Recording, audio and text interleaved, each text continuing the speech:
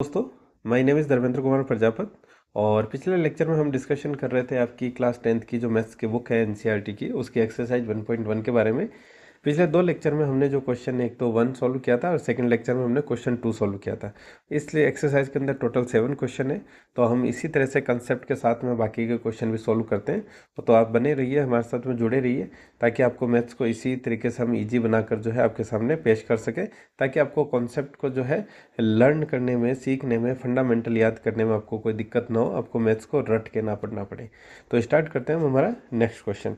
तो हमारा question number जो 3 है वो ये कहता है कि भाई अभाज्य गुणनखंड विधि द्वारा निम्नलिखित पूर्णांकों के एचसीएफ और एलसीएम हमें क्या करने, याद करने। यानी हमें किस विधि से याद करने, हमें याद करने अभाज्य गुणनखंड विधि से। अभाज्य गुणनखंड विधि का क्या मतलब हो गया, हमें क्या फाइंड आउट करने, इनके प्राइम फैक्टर हमें पहले क्या करने, फाइंड आउट करने, और प्राइम फैक्टर के थ्रू हमें क्या फाइंड आउट करना है, एचसीएफ और एलसीएम हमें फाइंड आउट करने। तो स्टार्ट करते हैं हम। तो हमारे जैसे कि सबसे पहला हमें क्वेश्चन दे रखा है कि भाई 12, 15 और 21, इसका हमें फाइंड आउट क्या करने, प्राइम फैक्टर विधि से हमें इसके फाइंड आउट करने एचसीएफ और एलसीएम। तो सबसे पहले अगर हम बात करें इनके प्राइम फैक्टर फाइंड आउट करते हैं। 12 की अगर बात करें तो 12 प्राइम फैक्टर क्या होता है हमारा, प्राइम फैक्टर होते हैं हमारे जैसे कि 2 हो गया, 3 हो गया, 5 हो गया, 7 हो गया, 11 हो गया, 13 हो गया, एंड सो ऑन। तो ऐसे नंबर जो कि इससे या तो खुद से डिविजिबल हो और या जो हो उस एक से डिविजिबल हो। तो यानी जो केवल खुद से और एक से, उस तरह के नंबर को हम क्या बोलते हैं, अभाज्य नंबर बोलते हैं। यानी और किसी से उसका भाजक नहीं हो सकता, इसलिए इनको क्या बोलते हैं, अभाज्य संख्या बोलते हैं। तो जैसे 12 है, 12 के अगर मुझे अभाज्य फैक्टर पता करने तो सबसे पहले हमारा अभाज्य नंबर कौन सा है, 2। ये इवन संख्या है तो इसमें भाग चला भी जाएगा, 2 छक्की 12। इसी तरह से 2 तिया 6 और 3 के अंदर चला जाएगा 3 का 3। यानी 12 के मुझे फैक्टर क्या मिल गए, 2 2 इंटू 3। इसी तरह से 15 के फाइंड आउट करते हैं। तो 15 के अंदर 2 का तो जाएगा नहीं, तो हमारा नेक्स्ट प्राइम फैक्टर कौन सा हो जाएगा, 3। 3 के डिवाइड करेंगे, 3 पंजे 15, 5 एकम 5।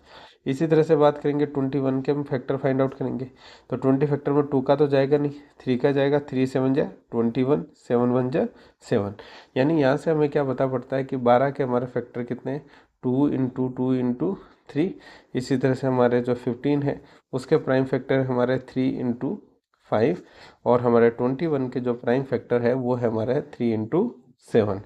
तो इनकी हेल्प से अब हमें इन प्राइम फैक्टर तो हमने क्या कर लिए, फाइंड आउट कर लिए।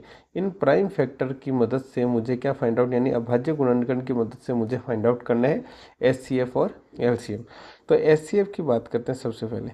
एचसीएफ का क्या मतलब, पिछले लेक्चर में हमने डेफिनेशन से देखा था।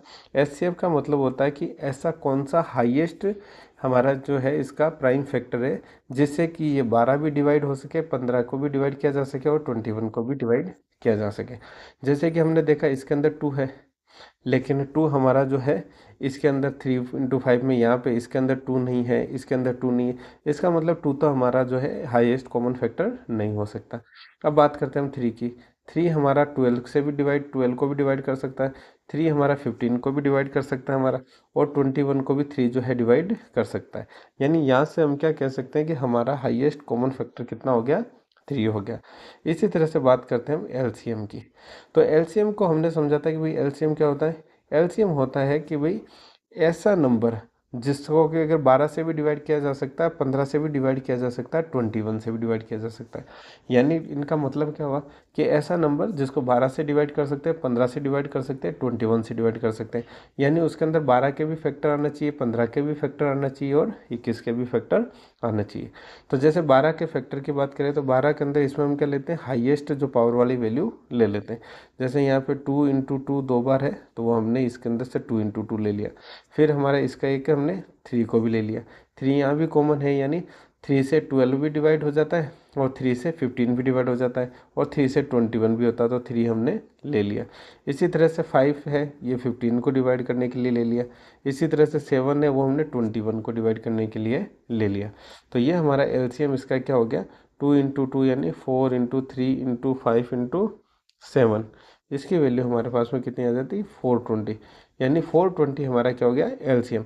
इसका मतलब क्या है कि 420 को जो है वो 12 से भी डिविजिबल होगा, 420 जो है 15 से भी डिविजिबल होगा, और 420 हमारा जो है 21 से भी डिविजिबल होगा।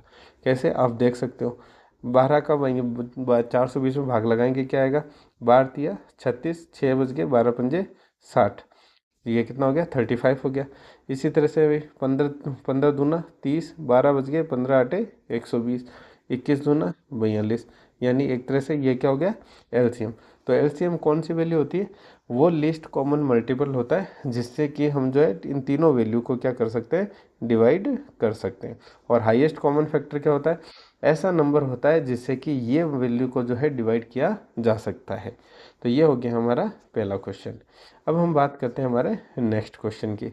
नेक्स्ट क्वेश्चन है हमारा 17, 23 एंड 29।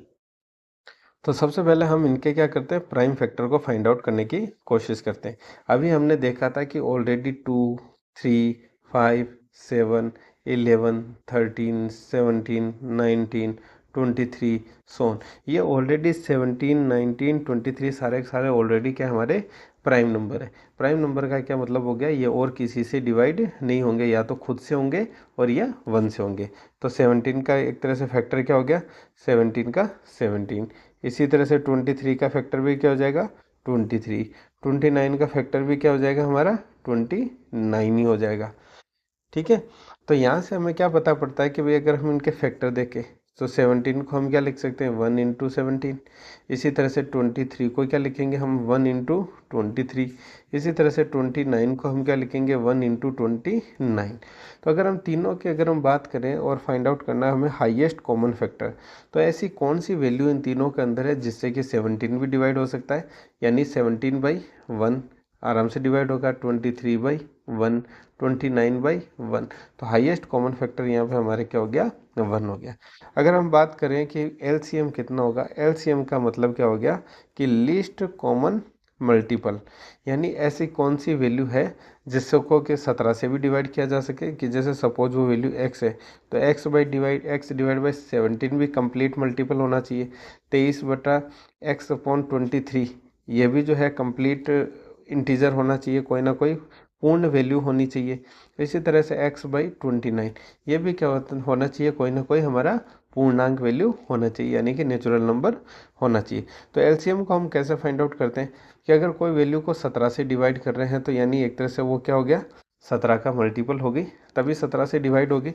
दूसरी इसी तरह से अगर किसी वैल्यू को हम 23 से डिवाइड कर पा रहे हैं, इसका मतलब क्या है, वो वैल्यू क्या होगी 23 का मल्टीपल होगी।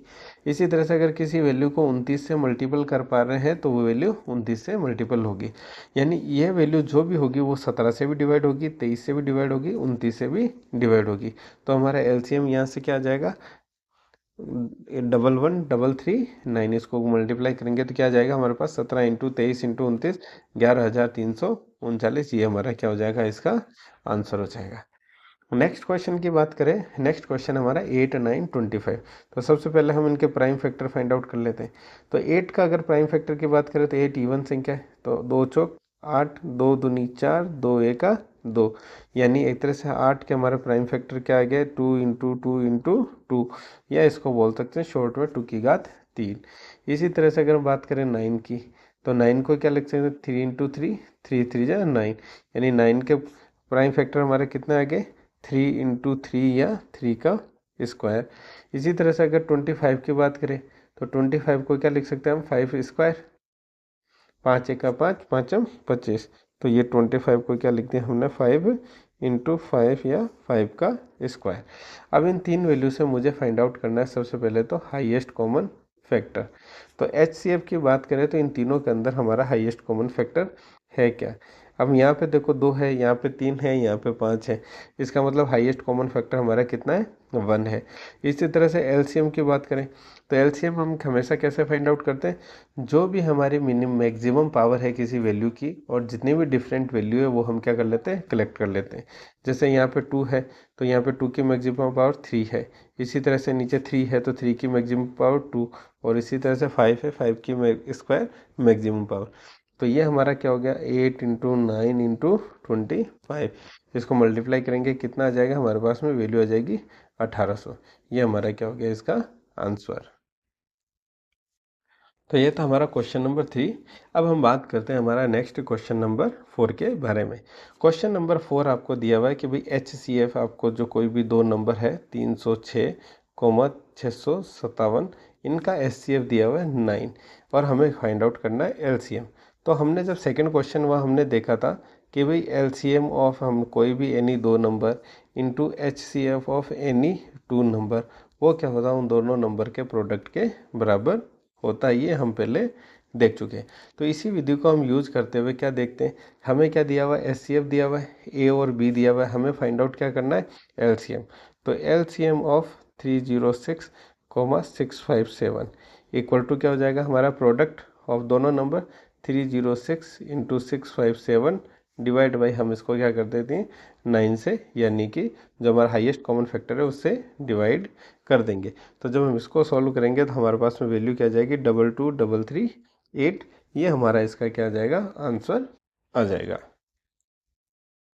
तो यहाँ से हम क्या कह सकते हैं कि भाई LCM ऑफ 306, 657 का आंसर क्या हो जाएगा 22338। तो अगर आपको जो नेक्स्ट क्वेश्चन है इसका 5, 6 और 7 वो हम नेक्स्ट लेक्चर के अंदर करेंगे। अगर आपको कंटेंट हमारा पसंद आए तो प्लीज़ चैनल को लाइक, शेयर एंड सब्सक्राइब जरूर कीजिएगा। Thank you.